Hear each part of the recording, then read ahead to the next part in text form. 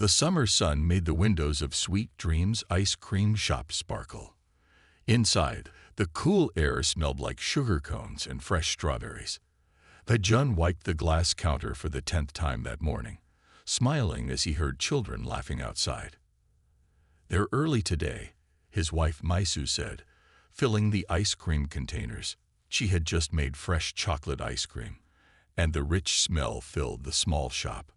"It's the last day of school," Jun reminded her. He watched as their 12-year-old daughter, Jia, arranged colorful sprinkles in small glass jars. 20 years in the military had taught him to keep things organized, and Jia had inherited this habit. The bell above the door chimed as the first group of children rushed in. Their backpacks bounced against their backs, and their school uniforms were wrinkled from a long day of sitting in class. The sound of happy voices filled the shop. "Uncle Jun, can I have strawberry today?" Little Do-One asked, pressing his nose against the glass. His sister Sunhai stood next to him, already holding out her pocket money. "Of course," Jun said, reaching for a fresh cone. His hands moved quickly, scooping perfect balls of ice cream, just like he had done for the past 5 years since opening the shop. The military had taught him discipline, but the ice cream shop had taught him joy. Jaya helped her parents as more children arrived. Soon, the small tables were full. Some kids wore their medals from the school's sports day. Others showed off their good grades on final tests. The shop was filled with the sound of spoons clinking against glass bowls and children sharing their summer plans. Maisu turned on the TV mounted in the corner, keeping the volume low. She liked to watch the news while working. The screen showed a weather report, but something seemed strange. The weathermen looked confused, pointing at unusual patterns in the sky. Jun noticed it too. His military training made him pay attention to small details. The patterns didn't look like normal clouds.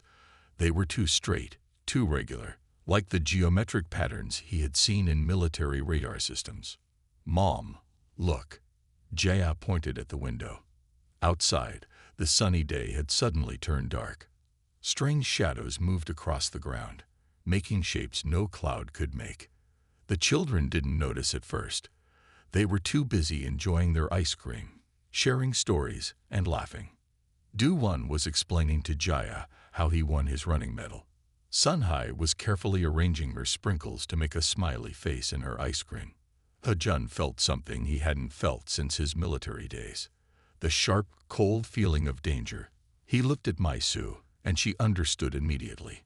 20 years of marriage had taught them to read each other's thoughts. The TV signal started breaking up. Between bursts of static, Jun saw emergency alerts flashing. The geometric patterns in the sky were appearing all over Seoul, all over the world. "Jaya," Jun called quietly, trying not to frighten the children.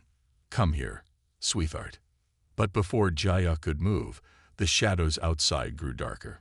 The strange patterns in the sky turned into something solid, something that shouldn't be there, something that made Jun's military instincts scream in warning. The last thing Jun saw was Jaya's ice cream scoop falling from her hand, strawberry ice cream splashing against the clean floor. The last thing he heard was Maisu calling their daughter's name. The last thing he felt was the desperate need to protect them all. Then the world turned white. The explosion turned Sweet Dreams ice cream into dust in less than a second. The bright flash could be seen from miles away, leaving nothing but a smoking crater where children had been laughing moments before. All across Seoul, similar explosions lit up the sky like terrible fireworks. In the military command center across the city, Captain Sang-ho stared at his screens in horror. Red dots appeared all over the map of Seoul, each one marking another attack. His hand shook as he recognized the address of one particular dot. His friend Jun's ice cream shop. "Sir, we have visual contact with the attackers," a young officer reported, her voice trembling. The main screen showed something that didn't seem possible. A massive ship hung in the air above Seoul. It looked like it was made of crystal, with sharp edges that caught the sunlight and broke it into rainbow patterns. Beautiful, but deadly. More crystal ships appeared, breaking through the clouds like giant shards of glass. They moved in perfect formation, targeting specific places across the city. Sang-ho noticed a pattern: schools, playgrounds, anywhere children gathered. "Get me a direct line to the president," Sang-ho ordered, "and launch our defense fighters. Now." The South Korean Air Force responded quickly. Fighter jets screamed across the sky, firing missiles at the crystal ships. But something strange happened. The missiles exploded before they could hit their targets. The crystal ships were surrounded by some kind of energy shield.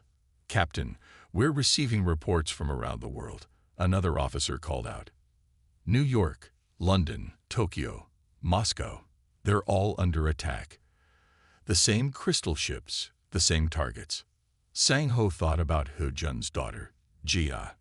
She had called him Uncle Sang-ho and always saved him a scoop of his favorite mint chocolate ice cream. His hands clenched into fists. This wasn't just an attack.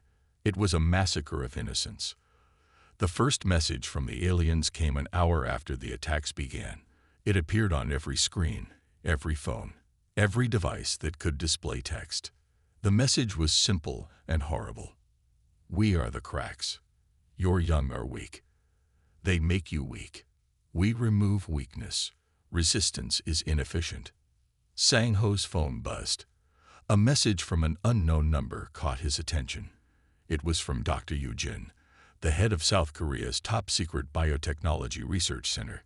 He had worked with her before, but her message today was different. "Captain, I know how we can fight back, but the cost will be high. Meet me at Lab 7. Bring anyone who has lost someone today. Their pain is our weapon." Through his command center window, Sang-ho watched another crystal ship appear.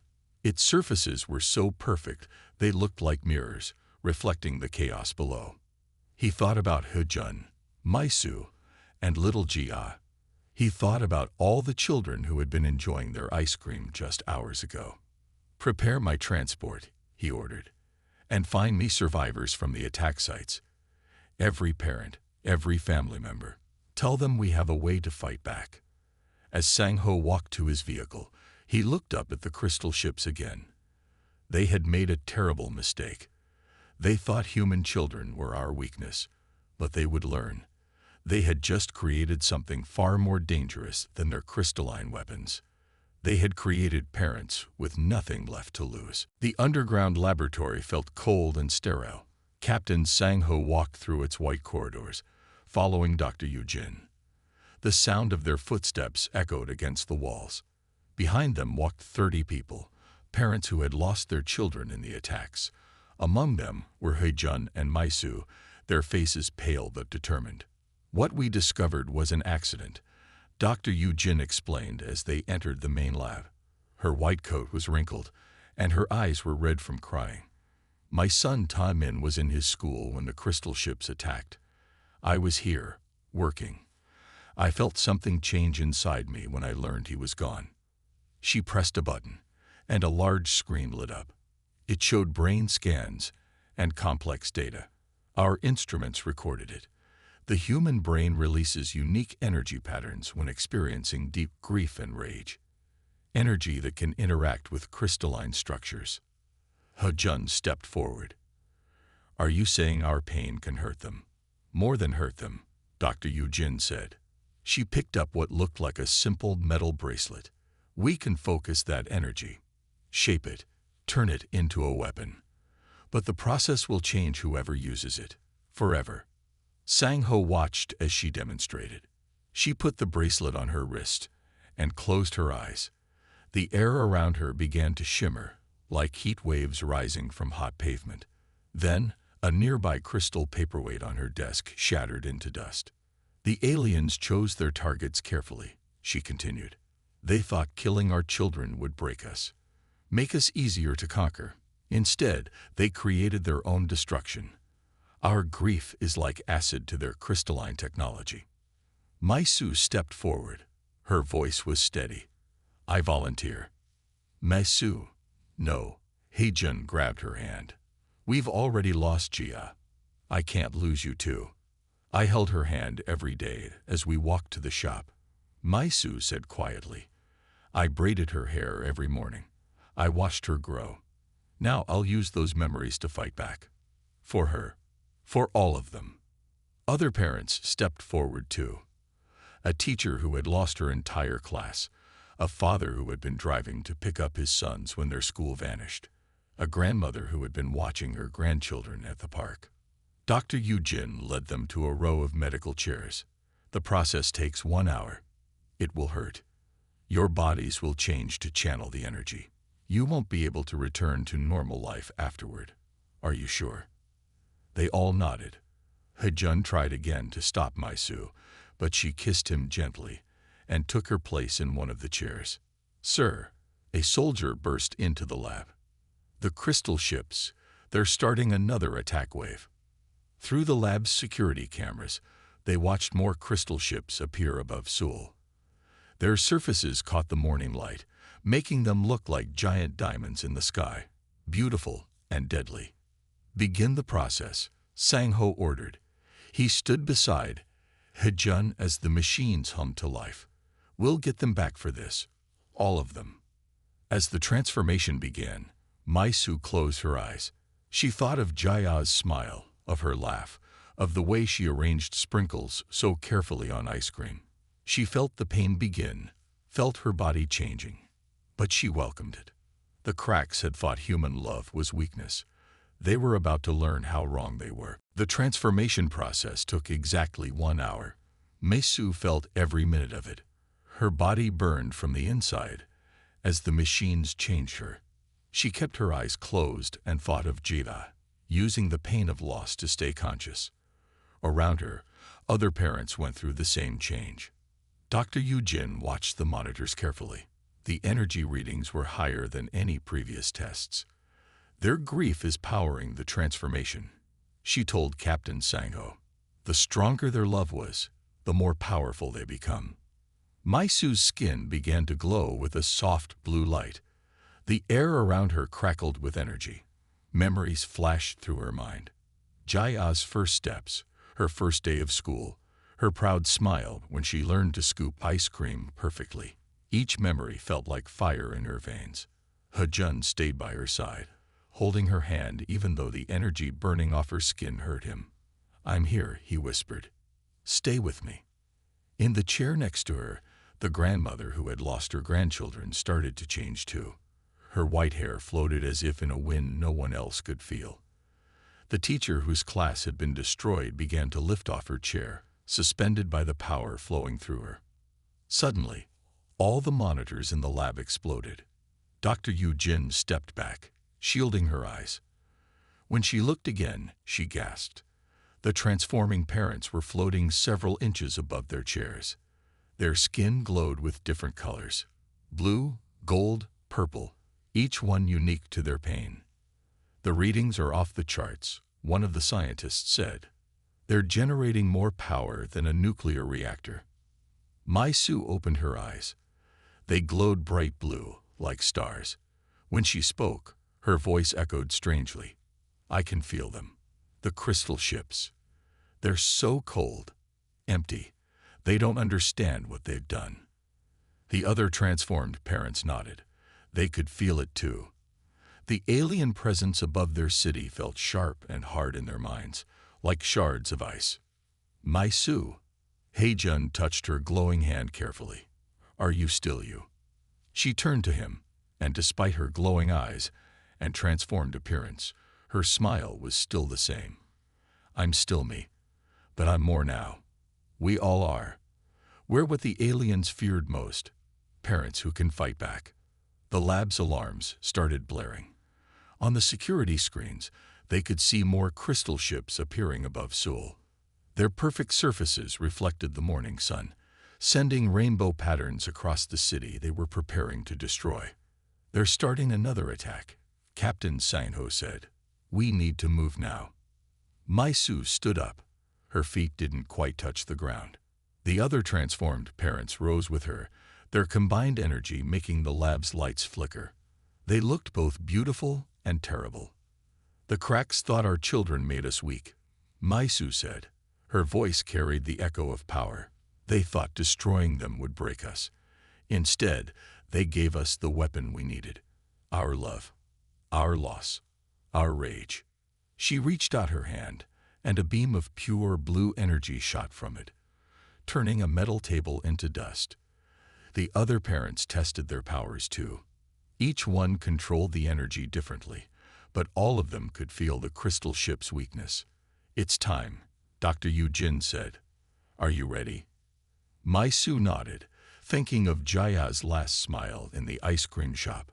"We're ready, and we're going to make them pay." The morning sky above Seoul turned strange colors as the transformed parents rose into the air. Maisu led them, her blue energy leaving trails of light behind her.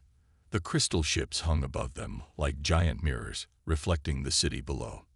In the military command center, Captain Sang-ho and Hae-jun watched through high-powered cameras. The transformed parents looked so small compared to the massive alien ships. Hae-jun pressed his hand against the screen, watching his wife fly toward danger. "First contact in 30 seconds, a military officer announced. The crystal ships noticed the approaching humans. Their surfaces rippled like water, and weapon ports opened along their sides. Beams of white light shot out, the same kind that had destroyed the ice cream shop. But something unexpected happened. When the beams hit Maisu and the others, they didn't harm them. Instead, the transformed parents absorbed the energy, their glowing auras growing brighter. Their weapons, Dr. Eugene said, studying the readings. They're made of the same crystal technology as their ships. Our transformed humans can absorb and redirect that energy." Maisu felt the alien weapon's power flow through her. It felt cold and empty, nothing like the warm energy created by her memories of Jia. She raised her hands, and all the absorbed power shot back at the nearest crystal ship. The blast hit the ship's perfect surface. Cracks spread across it like spider webs. The other transformed parents attacked too, each one channeling their grief and love into devastating beams of energy. But the aliens fought back hard. More crystal ships appeared, surrounding the transformed humans. The air filled with flying crystal shards and beams of light. Some of the transformed parents were hit, falling back toward the ground before catching themselves. Maisu felt tired. Using her powers drained her energy quickly. Each blast of power came from her memories of Jia, and she could feel those memories becoming less clear, like old photographs fading in the sun. "The transformation has a cost," Dr. Eugene reported, her voice worried. "Each time they use their powers, they lose a small piece of their memories. The energy has to come from somewhere." Hae-jun understood what this meant. Every time Maisu fought, she was sacrificing her memories of their daughter. "Maisu," he whispered, watching her on the screen. "Please be careful." High above the city, Maisu faced a difficult choice.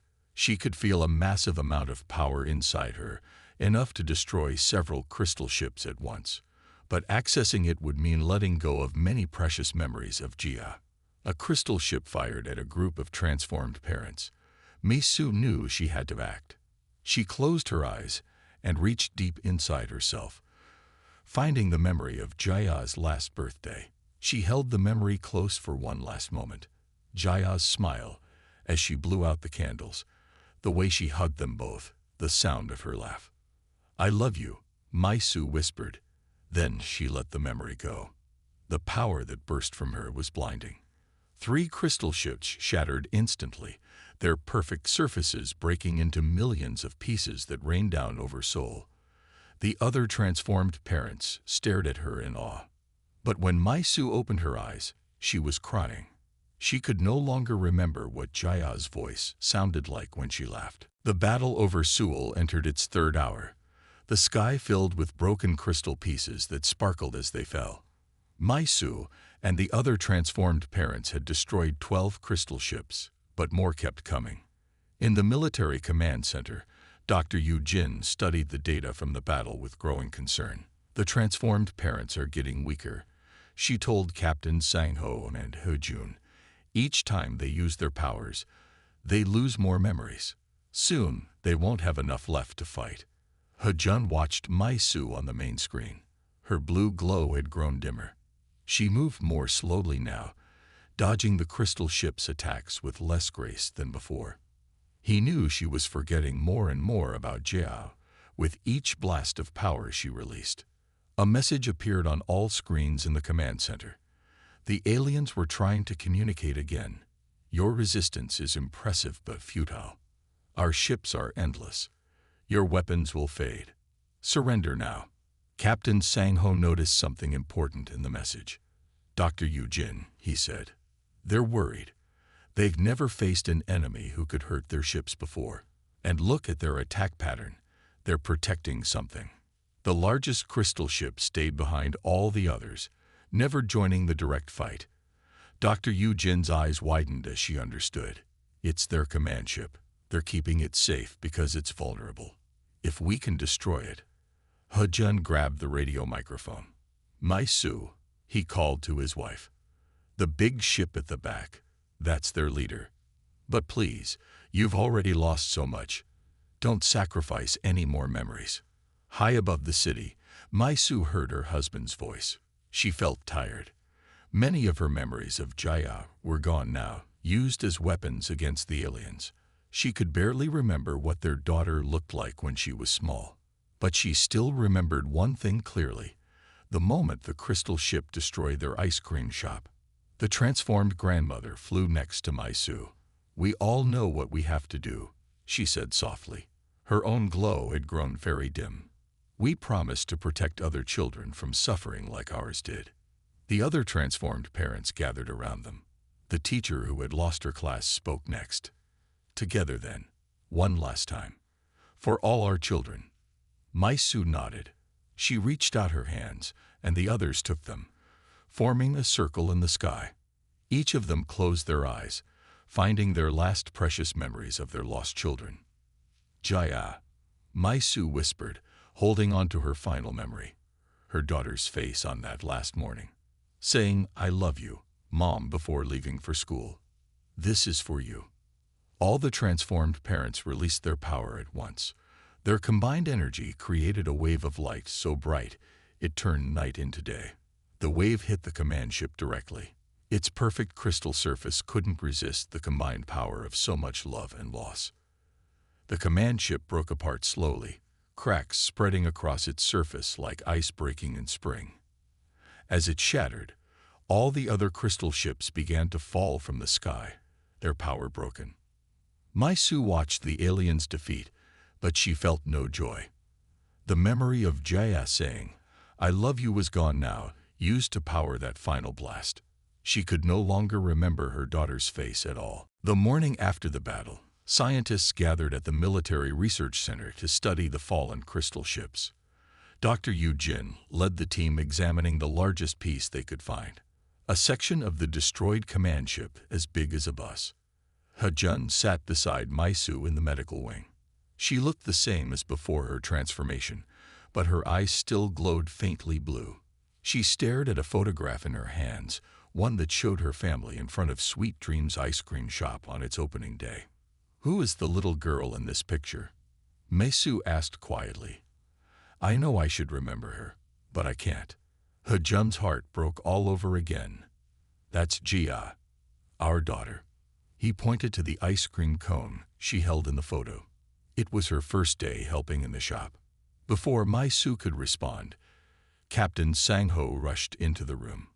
Dr. Yu-jin has found something. You both need to see this. In the research lab, the piece of crystal ship glowed softly under bright lights. Dr. Yu-jin stood next to it, her face excited but worried. We've translated more of their technology, she said. The cracks aren't just made of crystal. They are living crystal. She pressed a button, and a hologram appeared above the crystal piece. It showed strange, geometric patterns that moved and changed. This is their language, she explained. They think in perfect shapes and patterns. They saw our organic life as messy and chaotic, especially our children, who they saw as the most unpredictable. But they made a mistake, Captain Sang-ho added. They didn't understand human emotions. They didn't know that our love for our children could be transformed into energy that could break their crystal structure. Dr. Eugene touched the crystal surface gently. The energy created by transformed parents was exactly the opposite of their crystalline pattern. Like throwing hot water on frozen glass, they never expected us to turn our grief into a weapon. Maisu walked closer to the crystal piece. As she approached, it began to vibrate slightly. Her transformed energy still affected it. "Can you see our memories inside?" she asked softly. "All the ones we lost to power our attacks." Dr. Eugene shook her head sadly. The memories weren't stored anywhere. They were converted into pure energy. They're gone forever. Hejun put his arm around Maisu. She leaned against him, still staring at the crystal. "Then why do I still feel Jia?" she whispered. "I can't remember her face or her voice, but something inside me still knows she was my daughter. Still loves her." Dr. Eugene's eyes widened. She rushed to her computer and began typing quickly. "That's it. The cracks thought they could break us by destroying what we loved. But they didn't understand. Human love isn't stored in memories. It's part of who we are. Even with all your memories gone, you still love Jada." That's what they couldn't comprehend with their perfect crystal minds. The crystal piece suddenly cracked, creating a small split down its center. In the crack, they could see a rainbow of colors, like light breaking through a prism. Dr. Eugene measured the energy readings with her instruments. "The crystal is still breaking," she said in amazement. "Not from power or weapons, but from being exposed to the concept of unconditional love. Something so organic, so human, that their perfect crystalline structure can't process it." 1 year after the crystal ships fell, Hojum stood in front of a new building. The morning sun made its windows sparkle, just like the old ice cream shop's windows used to do. A large crowd had gathered for the opening ceremony. The new building wasn't just an ice cream shop. It was a memorial. Where Sweet Dreams Ice Cream once stood, now stood the Children's Peace Memorial. The front wall showed the names of all the children lost in the attacks, written in shining letters that caught the light. Maisu stood next to her husband. Her eyes still had a faint blue glow, a permanent reminder of her transformation. She couldn't remember Jaya's face or voice anymore, but she wore a locket with their daughter's picture inside. She looked at it every morning, trying to rebuild what was lost. Captain Sangho stepped up to the microphone. 1 year ago, the cracks came to Earth. They thought our children were our weakness. They were wrong. Today, we remember those we lost, and we celebrate the strength they gave us. Dr. Eugene spoke next. She had spent the years studying the fallen crystal ships. The cracks never returned after their defeat. Our scientists learned why. The concept of human love, especially the love of parents for their children, was toxic to their crystalline nature. They couldn't understand something so powerful yet so impossible to measure or control. The other transformed parents stood together in a special area. There weren't many of them left. Some had used up all their memories in the final battle. Others had slowly faded away as their transformed bodies couldn't handle the changes. But those who remained still glowed softly with different colors, like a rainbow after a storm.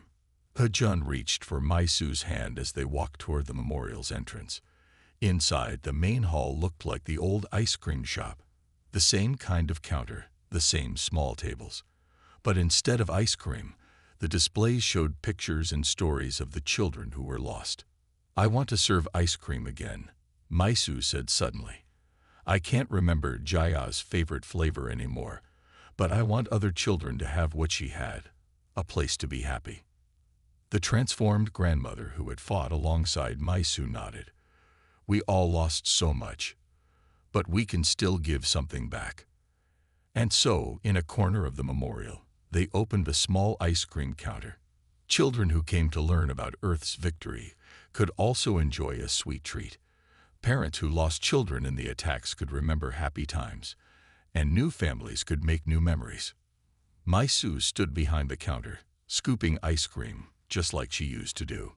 She couldn't remember teaching Jaya how to make the perfect scoop, but her hand still remembered the motion. Love, they had learned, went deeper than memory. At sunset, Hejun and Maisu sat at one of the small tables. Through the window, they could see the last pieces of crystal ships in the distance, now part of another memorial. The alien crystals were slowly breaking down, cracking under the constant exposure to human emotions. "We won," Hejun said softly, "but the price was so high." Maisu touched her locket. "Jaya would be proud," she said.